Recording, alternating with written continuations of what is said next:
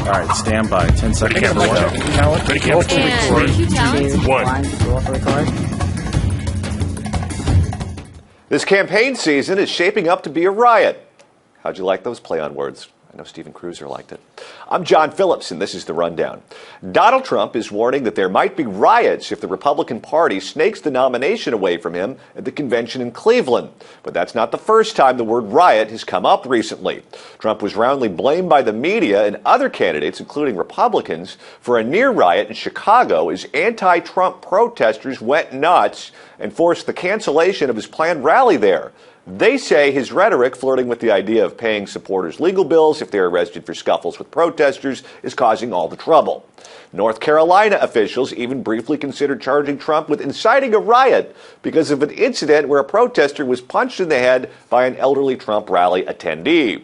Trump has somewhat changed his tone, calling his rallies love fest, and his campaign is encouraging fans to not touch or harm people trying to disrupt or even shut down his events. But violence is exactly what a lot of his opponents want. For example, in Dayton, Ohio, a Bernie Sanders supporter and white Black Lives Matter protester rushed the stage. He was wrestled to the ground and didn't manage to call Trump a racist at the time, but the network news fell all over themselves trying to give this lunatic ample airtime to trash Trump on TV. And you may recall a very similar thing happened to a Bernie Sanders rally when a Black Lives Matter protester rushed on stage, or multiple ones in fact, and seized the microphone. What did he do? Well, he surrendered, left the supporters who had come to hear him speak, and allowed the protesters to scream into the microphone for as long as they wanted. Should Trump just let the protesters shut down his rallies like Bernie?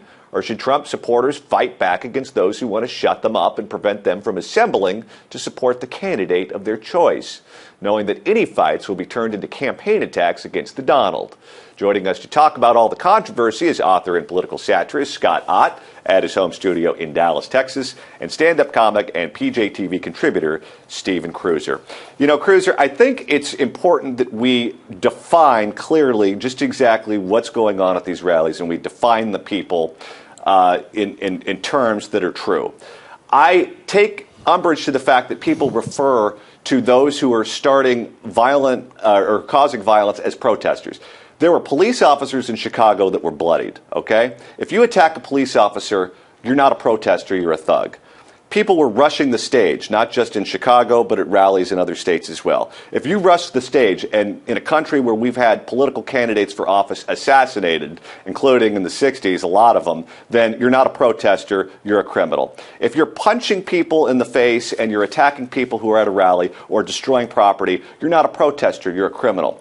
The people who are protesters are the people outside the venue with picket signs and voter registration forms. That is legitimate protest. But shutting down a rally so someone can't speak or attacking someone physically doesn't make you a protester, it makes you a criminal. Your thoughts? Exactly. Welcome to 50 years of being on the wrong side of the media bias narrative here, because violent leftist protesters have just been called protesters, but they leave the violent part out all the time. I mean, every time there's a G8, G12, G whatever summit, they're smashing windows, they've got masks on, they're lighting things on fire.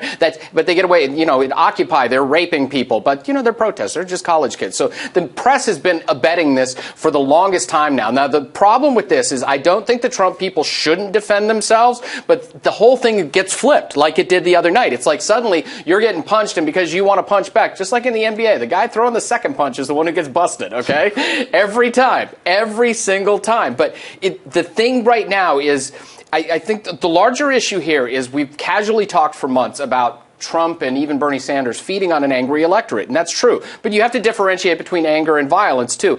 And Trump right now, I think, should take some of his wealth, beef up security, and not let these people shut him down, but protect his people, too, so that they're not put in a position to defend themselves. Now, Scott, you're a guy who reads a lot of books about history, so I've been wanting to ask you this question for a while now.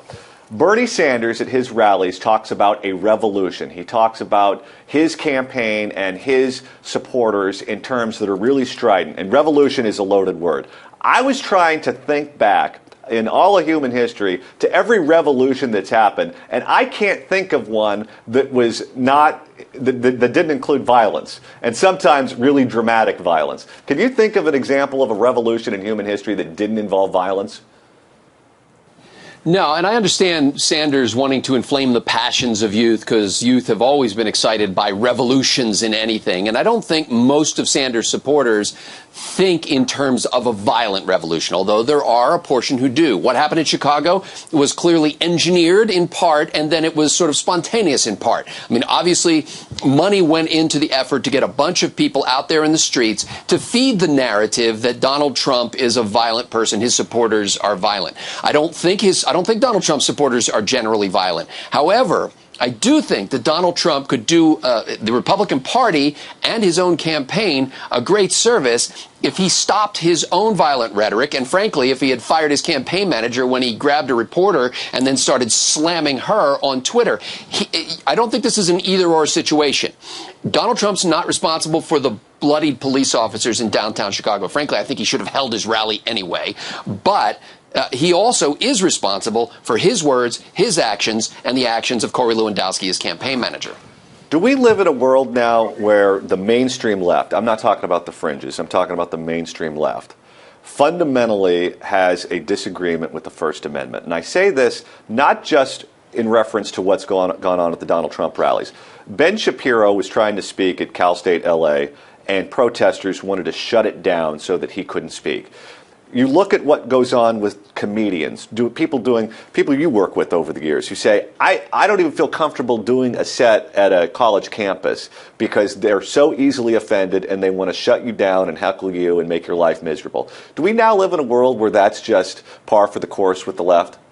Oh, it's not just that they're fundamentally opposed. They're bitterly opposed to the First Amendment. They have been for a long time. It's just starting to bubble up and be less veiled than it used to now. They have no intellectual counter-arguments for almost anything they believe anymore. So it has to be emotional. They have to shut you up before you can start talking, because once your truth gets out into the air, it might stick to some people, and they want to stop you before it even gets a chance to stick. You know, Scott, on that point, it used to be in America that if you didn't like what someone was saying, you combated speech that you don't believe in with more free speech. And that doesn't seem to be the case anymore. I think it's much better to combat free speech you don't like with more free speech. Your thoughts on that? Well, absolutely. And as our mutual friend Bill Whittle likes to say, that, you know, conservatives want the liberals to keep talking. Liberals want conservatives to shut up. And I think Cruiser's right. It's because there really is no rationality behind so much of what the left believes. It is just, things would be better if I were in charge and I were telling people what to do. The only way that's going to happen is if the people who disagree with me shut up. So sit down and shut up, he explained. And I think that is what the left was trying to do to Donald Trump. Now, unfortunately, two things happen here. One, Donald Trump played into the leftist narrative by canceling his rally. But ultimately, the leftists lost that because Donald Trump was actually strengthened by that whole thing, because the left looked really bad in that situation. And, you know, trotting out Bill Ayers, who is thinking here to bring him out to the streets and, you know, make him part of that thing? So, you know, I think the left, I'm hoping that people are catching on to this idea that they're not about winning the argument, that they're about shutting down the argument. I think Donald Trump comes out of Chicago the big winner, because when you see the video that Scott was describing, and you saw the Mexican flags outside, you saw the American flag getting jostled around as protesters or violent protesters were inside attacking Trump supporters.